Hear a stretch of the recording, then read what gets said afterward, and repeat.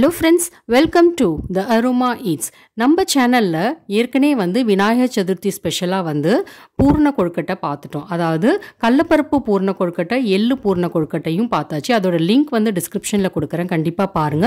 இன்னைக்கு நம்ம சேனல்ல தேங்காய் பூர்ண கொழுக்கட்டை எப்படி செய்யலாம்னு பார்க்கலாம். இந்த கொழுக்கட்டை அச்சு வச்சு அச்சு இல்லாம எப்படி செய்யலாம்னு ரெண்டுமே வந்து சொல்லியிருக்கேன். ஸோ ஸ்கிப் பண்ணாம கடைசி வரைக்கும் வீடியோவை பாருங்க. இந்த ரெசிபி எப்படி செய்யலாம்னு பார்க்கறதுக்கு முன்னாடி நம்ம சேனலுக்கு இப்பதான் ஃபர்ஸ்ட் டைம் வரீங்கன்னா கண்டிப்பா வந்து சேனலை சப்ஸ்கிரைப் பண்ணுங்க. நோட்டிஃபிகேஷனுக்கு பெல் ஐகானை கிளிக் பண்ணிக்கோங்க. ஃபஸ்ட்டு பூர்ணம் எப்படி செய்யலான்னு பார்த்துடலாம். அதுக்கு ஒரு கடாயில் 1 டீஸ்பூன் அளவு நெய் எடுத்திருக்கேன். அப்புறம் 1 கப் அளவு தேங்காய் திருகல் அதையும் சேர்த்து நல்லா வதக்கிக்கோங்க. இது வந்து லைட் ப்ரௌன் ஆகிற வரைக்கும் வந்து வதக்கிக்கோங்க. ஃப்ளேம் வந்து லோலியே இருக்கட்டும். அடுத்து வந்து 1 டீஸ்பூன் அளவு ஏலக்காய் தூள் சேர்த்துக்கோங்க. இதில் பொடியாக நறுக்குன வெல்லம் வந்து 1 கப் அளவு சேர்த்துக்கோங்க. 1 சிட்டிகை அளவு உப்பு சேர்த்துக்கோங்க. இதெல்லாம் சேர்த்து நல்லா கலந்து விட்டுக்கோங்க. வெல்லத்தில் மண் இருந்துச்சுன்னா அதை வந்து தனியாக வந்து கரைச்சி அதுக்கப்புறம் வந்து வடிகட்டி அதுக்கப்புறம் சேர்த்துக்கோங்க. இப்போ வெல்லம்லாம் வந்து நல்லா கரைஞ்சிருச்சு. இந்த ஸ்டேஜில் வந்து அரிசி மாவு 1 டேபிள் ஸ்பூன் அளவு சேர்த்துக்கோங்க.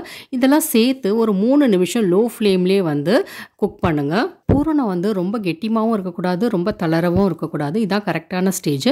இந்த டைமில் அடுப்பு ஆஃப் பண்ணிவிடுங்க. கொஞ்சம் நேரம் ஆறட்டும்.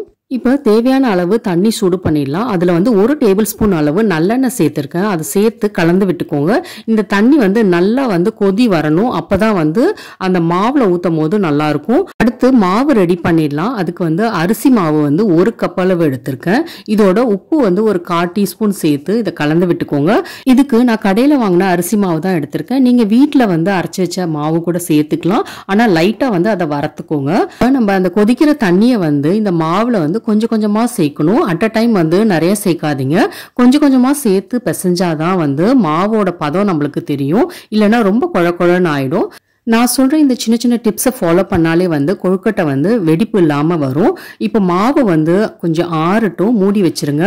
மாவு வந்து கை பொறுக்கிற சூடு இருக்கும் போது இந்த மாதிரி பிசைஞ்சு விட்டுக்கோங்க. அப்போதான் வந்து கட்டி இல்லாமல் இருக்கும். லைட்டாக வந்து கையில் எண்ணெய் தடவிக்கோங்க. அப்போ தான் வந்து மாவு வந்து ஒட்டாமல் இருக்கும். ரொம்ப குழ குழன்னு இருந்துச்சுன்னா கண்டிப்பாக கையில் ஒட்டும். இதுதான் வந்து கரெக்டான பதம். இதில் வந்து இப்போ சின்ன உருண்டை எடுத்து உருட்டிக்கோங்க. மீதி மாவெல்லாம் வந்து மூடி வச்சுருங்க. இப்போ இந்த உருண்டையை வந்து லைட்டாக இந்த மாதிரி ப்ரெஸ் பண்ணிக்கோங்க. நம்ம அச்சு இல்லாமல் தான் இப்போ செய்ய போகிறோம். இந்த மாதிரி ஒரு கட்டோரி ஷேப், அதாவது ஒரு கிண்ணம் ஷேப்பில் வந்து இது வரும். இந்த மாதிரி வந்து லைட்டாக வந்து ப்ரெஸ் பண்ணி அந்த கிண்ணம் ஷேப்புக்கு கொண்டு வந்துடுங்க. இப்போ பூரணத்தை வந்து உள்ளார வச்சிடலாம். பூரணத்தை உள்ளார வச்சதுக்கப்புறம் இந்த மாதிரி மூடிடுங்க. இந்த கார்னர்லாம் வந்து இந்த மாதிரி லைட்டாக ப்ரெஸ் பண்ணி மூடினீங்கன்னா அதோட பூர்ணம் வந்து வெளியில் வராமல் இருக்கும். இது வந்து அச்சு இல்லாமல் நம்ம செஞ்சுருக்கோம். இப்போ அடுத்து வந்து அச்சு வச்சு எப்படி செய்யலான்னு சொல்லி பார்க்கலாம். இதுலேருந்து ஒரு சின்ன உருண்டை எடுத்து இந்த மாதிரி உருட்டிக்கோங்க. உருட்டிட்டு நம்ம வந்து அச்சில் தான் செய்ய போகிறோம். மீதி மாவு வந்து மூடி வச்சுருங்க. அச்சில் வந்து எண்ணெயை தடவி வச்சுருங்க. இல்லைனா வந்து எடுக்க வராது. இந்த மாதிரி கொழுக்கட்டை அச்சில் வந்து நம்ம உருண்டை உருட்டி வச்சுருக்கோம்ல, அதை வந்து கொஞ்சோண்டு அதில் வந்து போட்டுட்டு சைடில் வந்து லைட்டாக அந்த மாதிரி ப்ரெஸ் பண்ணி விட்டுருங்க. இப்போ ஒரு சின்ன உருண்டை பூரணம் எடுத்துக்கலாம். பூரணம் எடுத்து அந்த அச்சுக்குள்ளே அப்படி வச்சிடலாம். வச்சுட்டு லைட்டாக அந்த மாதிரி ப்ரெஸ் பண்ணுங்கள். ரொம்ப அழுத்தி ப்ரெஸ் பண்ணாதீங்க. இப்போ இதை வந்து மூடிடலாம். கொஞ்சோண்டு மாவு எடுத்து இந்த மாதிரி வச்சு மூடிடுங்க. சைடில் உள்ளதெல்லாம் எக்ஸ்ட்ரா உள்ளதெல்லாம் எடுத்துருங்க. இப்போ ஓப்பன் பண்ணி பார்த்தா நம்மளோட சூப்பரான கொழுக்கட்டை ரெடி ஆகிடுச்சு. அச்சிலேருந்து பார்த்து பொறுமையாக எடுங்க, இல்லைனா வந்து விரிசலை விட்டுரும். அடுத்து வந்து இதே மாதிரி நம்ம அச்சு இல்லாமல் எப்படி செய்யலான்னு சொல்லி பார்க்கலாம். இதே மாதிரி கொஞ்சம் சின்ன உருண்டை எடுத்துட்டு லைட்டாக ப்ரெஸ் பண்ணி ஒரு கிண்ணம் ஷேப்பு கொடுத்துருங்க. இப்போ பூர்ணத்தை வந்து இந்த மாதிரி உள்ளார வச்சு ஃபுல்லாக வந்து சைடெல்லாம் வந்து இந்த மாதிரி க்ளோஸ் பண்ணிவிடுங்க. இந்த ஷேப்லேயே வந்து நம்ம அச்சு இல்லாமல் இந்த மாதிரி செஞ்சாச்சு பாருங்கள். இதே மாதிரி எல்லா கொழுக்கட்டையும் வந்து செஞ்சு எடுத்துக்கலாம். உங்கள்கிட்ட வேறு மாதிரி ஷேப்பில் அச்சு இருந்துச்சுன்னா கூட அந்த அச்சிலே வந்து இந்த மாதிரி கொழுக்கட்டை செஞ்சுருங்க.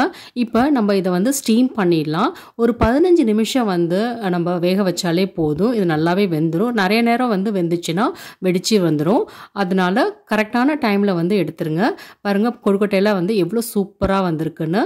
இந்த விநாயகர் சதுர்த்திக்கு நீங்களும் வந்து இந்த தேங்காய் பூர்ண கொழுக்கட்டையை வந்து வீட்டில் ட்ரை பண்ணி பாருங்க. ட்ரை பண்ணி பார்த்துட்டு எப்படி வந்துச்சுன்னு கண்டிப்பாக வந்து கமெண்ட் பண்ணுங்க. இந்த கொழுக்கட்டை வீடியோ உங்களுக்கு பிடிச்சிருந்துச்சுன்னா கண்டிப்பாக வந்து லைக் பண்ணுங்க. உங்க ஃப்ரெண்ட்ஸ் அண்ட் ஃபேமிலியோட ஷேர் பண்ணுங்க. என்னோட சேனலை இது வரைக்கும் நீங்க சப்ஸ்கிரைப் பண்ணலன்னா கண்டிப்பாக வந்து சப்ஸ்கிரைப் பண்ணிக்கோங்க. நோட்டிஃபிகேஷனுக்கு பெல் ஐகானை கிளிக் பண்ணிக்கோங்க. தேங்க்யூ.